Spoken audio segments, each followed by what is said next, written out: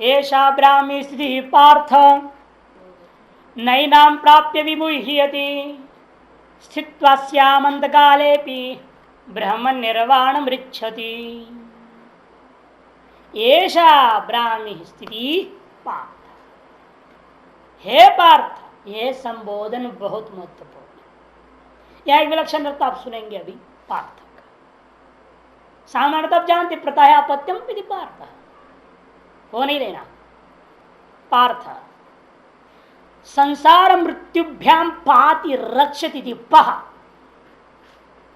परमात्मा ईश्वर तमेव अर्थ्यते, तमेव अर्थ्यते स्वस्वरूप प्राप्त्यर्थम इति पार्थ।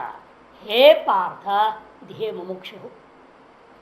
मुमुक्षु ही परमात्मा से नित्य प्रार्थना करता है कि मैं ब्रह्म को प्राप्त करूं, मैं स्वरूप को प्राप्त करूं, स्वरूप को अनुभव करूं।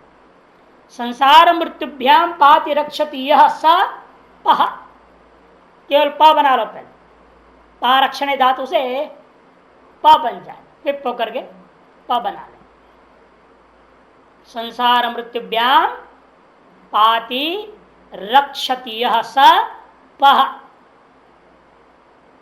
तमेव अर्थयते यो असौ स पार्थ। उसी के शरण में चला जाता है, उसी के ही शरण में जाकर उसी से प्रार्थना करता है स्वस्वरूपानुभूति के लिए, जो उसका नाम पार्थ। ऐसे कौन करता है? मुमुक्षु करता है। इसलिए पार्थ मने मुमुक्षु। हे मुमुक्षु, हे पार्थ। अथवा स्त्री संबंधी संबोधन है पार्थ। अर्जुन को अपनी मां के संबंध को लेकर कहा जाना ना, प्रताया अपत्यम इति पार्थ। हे पार्थ, ये कह रहे हैं। इसका यथा स्त्री स्वजनक गृहम त्यक्त्वा, अपने जनक पिता के घर आदि को त्याग करके क्या करती है? पति गृह में स्व वास्तविक आश्रय मन्यते। पति का घर को ही अपना वास्तविक आश्रय मानती है और पूर्णतया समर्पित हो जाता है स्त्री। यथा तथा जो व्यक्ति इस शरीर आदि का जन्म कारणभूत संसार ही हमारा जनक है ना। अविद्या अविद्या संसारी बिना माता पिता रूपेण विद्यमान, ये क्या है? ये हमारा जनक है। ये ब्रह्मांड ही हमारा जनक का घर है। इस जनक का ग्रह को, घर को ये मुमुक्षु रूपा जीवात्मा त्याग देता है। माने बुद्धि इस संसार को त्याग देती है। त्याग करके उसका अपने पति कौन है? असली आत्मा। इसलिए आत्मा त्वं गिरिजा मति सहजरा। मति क्या है? ये गिरिजा है, पत्नी है, स्त्री है। इसलिए बुद्धि उसका पति कौन है? आत्मा, तुम ही है। इसलिए वह पति रूपा आत्मा के शरण में चली जाती है, उसी में समर्पित हो जाती है, उसी को अपने वास्तविक असली आश्रय करके जान लेती है। यथा, इसलिए जो है जिस प्रकार से तुम्हारी माँ, अर्जुन को कह रहे हैं, जिस प्रकार से तुम्हारी माँ जो है अपनी माँ के स्वजनक को सबको त्याग करके तुम्हारे पिता के लिए समर्पित और यहाँ आ गई, तो सदा के लिए यहीं आ गई, यहीं की हो गई, और फिर उधर का स्मरण भी नहीं। उसी प्रकार तुम्हें भी क्या करना है? जिस संसार में तुम्हारा जन्म हुआ है, यह तुम्हारा घर है, इस घर को, तुम्हारा स्वजन घर को, संसार को त्याग दो। त्याग करके तुम्हारा असली जो पति है कौन? आत्मा। वही तुम्हारा घर है, वही तुम्हारा वास्तविक आश्रय है। उसमें तुम समर्पित हो जाओ, उसके शरणागत हो जाओ, उसके आश्रित हो जाओ। यह संबोधन से ज्ञापित कर रहे हैं। जो ऐसा होता है उसे वो क्या होता है? ब्राह्मी स्थिति की प्राप्ति हो जाती। ब्राह्मी स्थिति ही ब्राह्मी, ब्रह्मणा यमिति ब्राह्मी।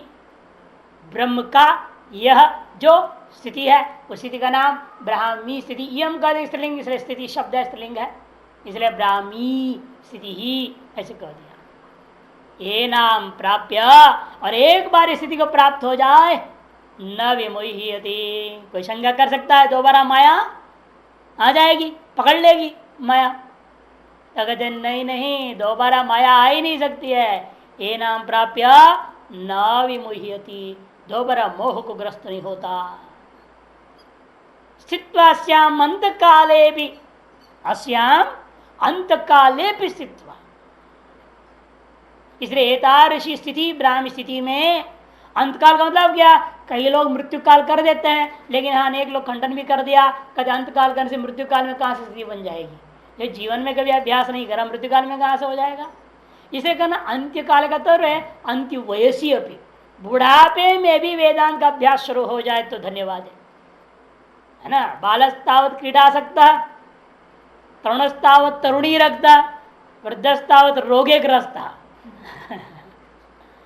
कहते कि भाई हम तो ऐसे रोगे ग्रस्त कह देंगे हम, अधिकतर ऐसे हो रहा है ना, श्लोक को थोड़ा बदल देंगे।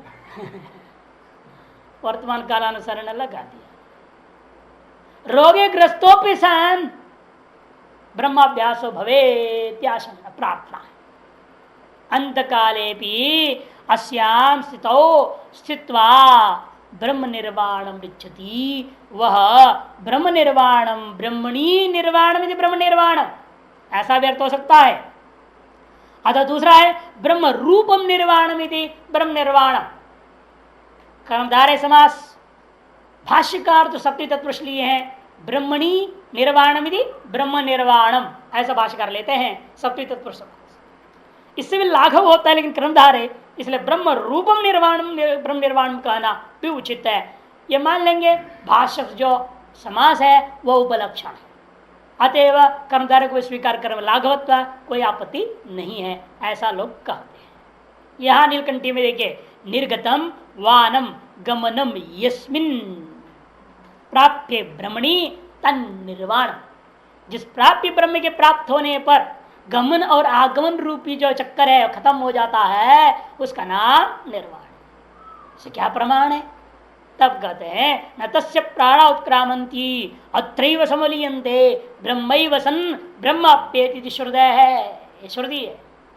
उसके प्राण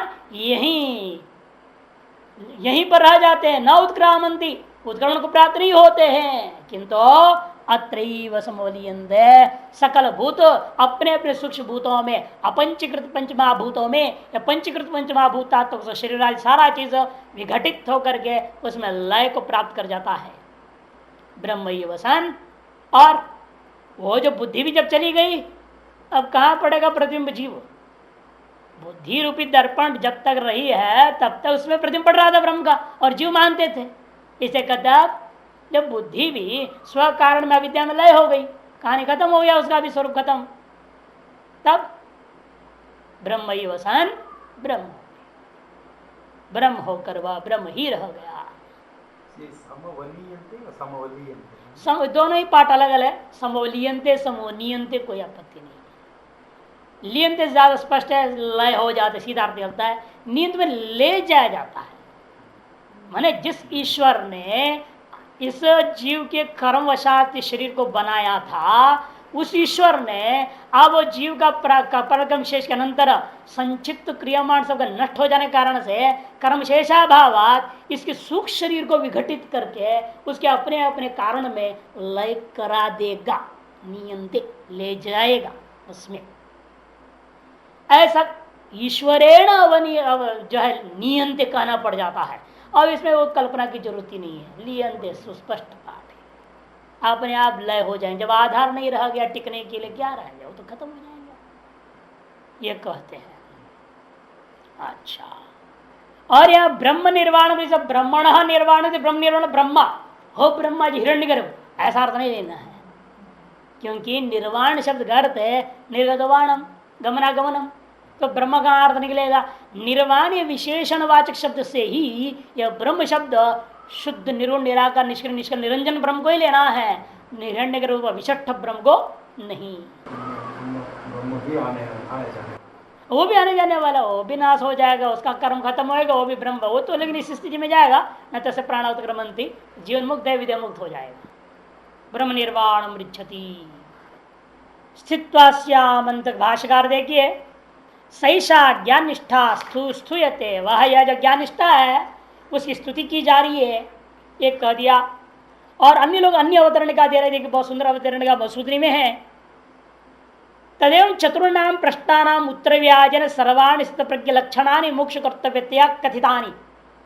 भाषा आधारित शुरू में जो भाषा ने कहा था उसको आधारित लेकर कह रहे मसूदरी, चारों प्रश्नों के उत्तर के बहाने से सकल स्थित प्रज्ञ का जितने भी लक्षण है सार लक्षण बता दिया, जो कि मोक्षों के द्वारा कर्तव्य है वो बता करके संप्रति कर्मयोग फलभूताम सांख्य निष्ठाम फले स्तुवन उपसंहरते। कर्मयोग का फलभूत क्या है? सांख्य निष्ठा, उसी को फल के द्वारा स्तुति करते हुए उपसंहार कर दिया जा रहा है।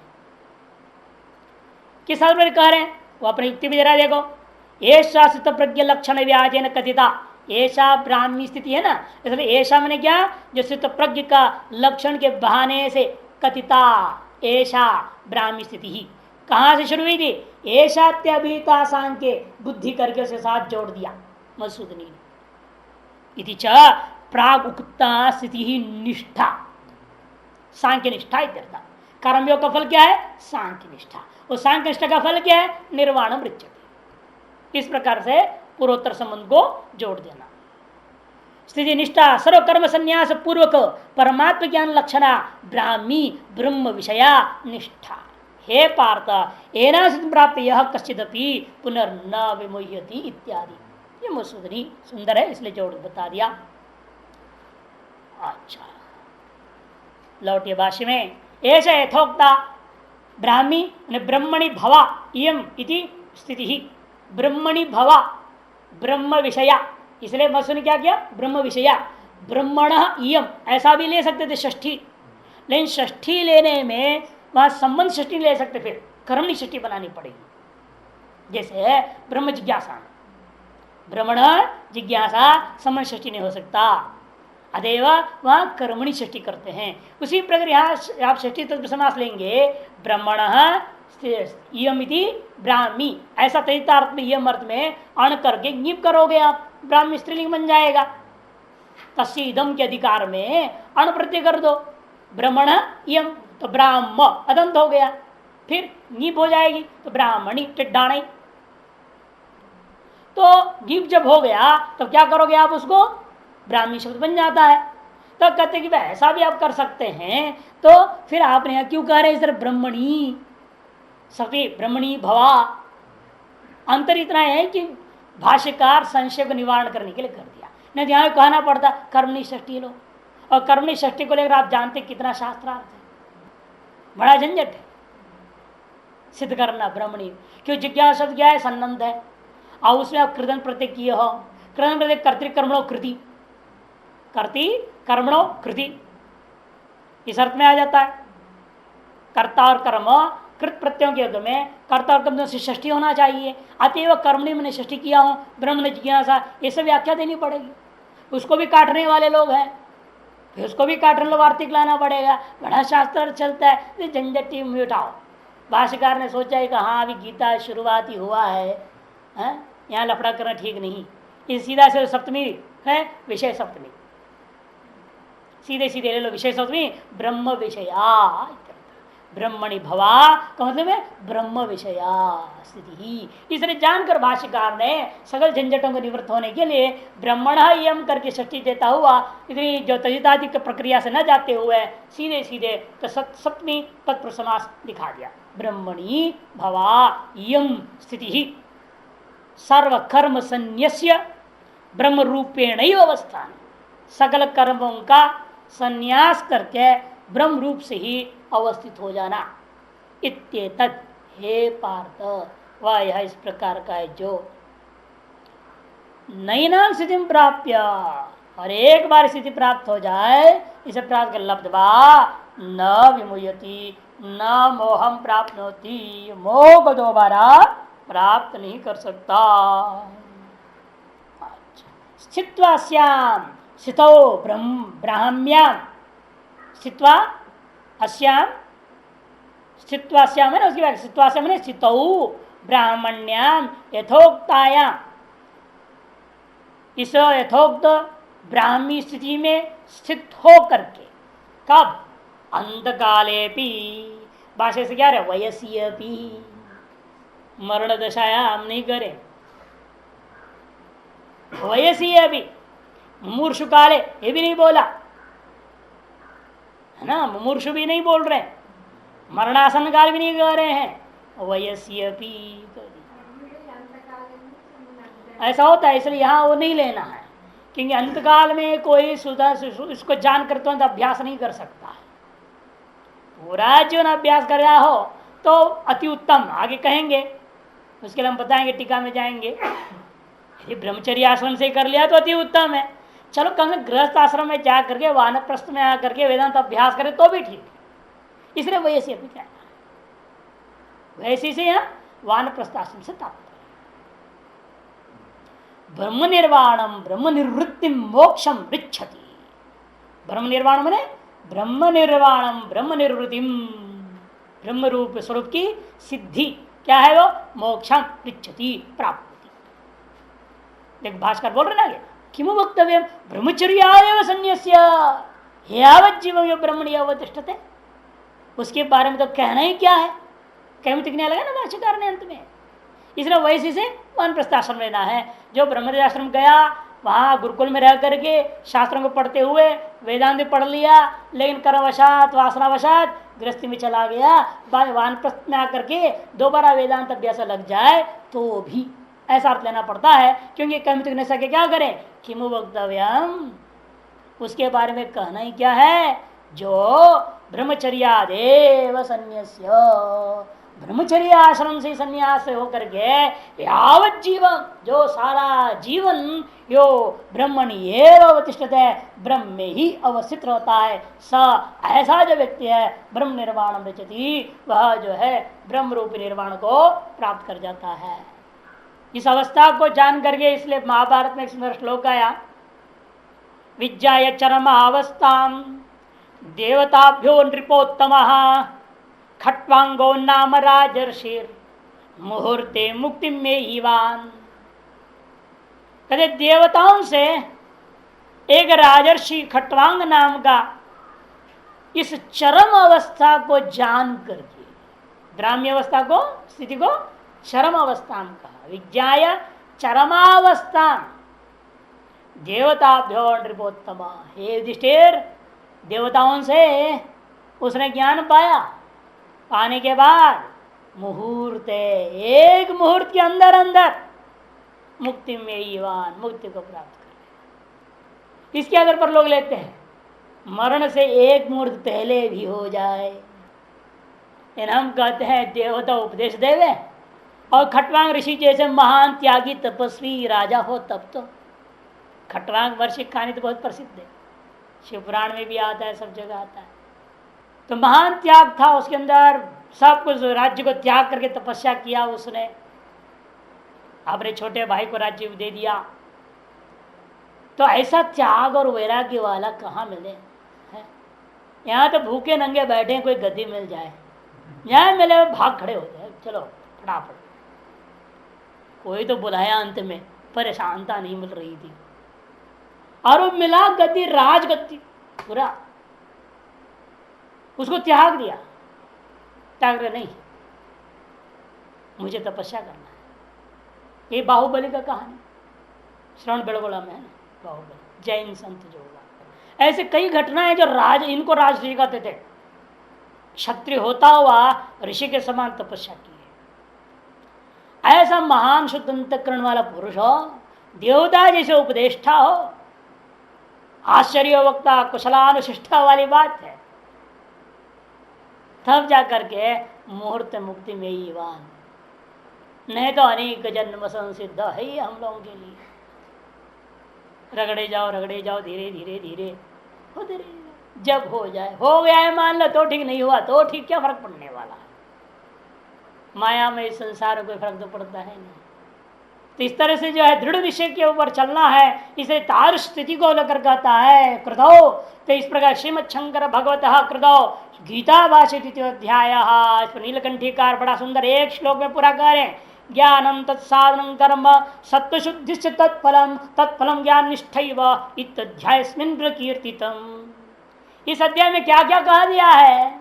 सबसे पहले 11वें श्लोक से ज्ञान हुआ, अशोचान अशोचस्तम प्रज्ञावादा से खंडन करता हुआ अच्छेद्यम अध्याय हो मक्लेद्यम अशेष वचा इत्यादि शब्दों से ज्ञान की चर्चा हुई। उसके बाद उस ज्ञान के साधन सांख्यों की चर्चा, उसको पाने का साधन कर्म की चर्चा, कर्म की चर्चा के कर्म से सत्य शुद्धि, सत्य से उसका फल प्राप्त ज्ञान निष्ठा ही हुआ, उसका फल क्या ज्ञान निष्ठा ही है।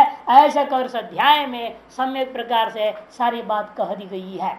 जो बात यह कह दी गई है यह गीता पहला और दूसरा अध्याय के द्वारा साध्य और साधन की कथन समाप्त हो जाता है और आगे गीता पढ़ने कोई जरूरत नहीं, क्या करना है। इसलिए कल से छुट्टी, आगे भी पढ़ना है नहीं पढ़ना सोचा जाएगा नहीं आने के बाद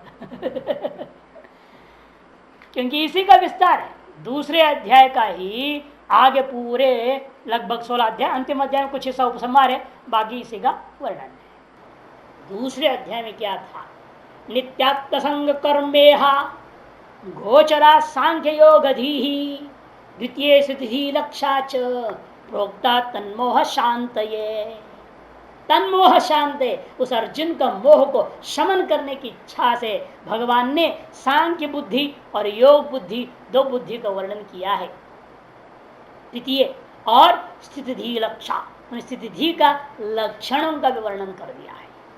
अतएव नित्य आत्मा रूपा जो कि असंगता, नित्य आत्मा कैसा है? नित्य और असंग, इसका प्रतिपादन हुआ है। और कर्मेहा, कर्म रूपी प्रयत्न विशेष को विषय रूपेण वहां भी रखा हुआ है।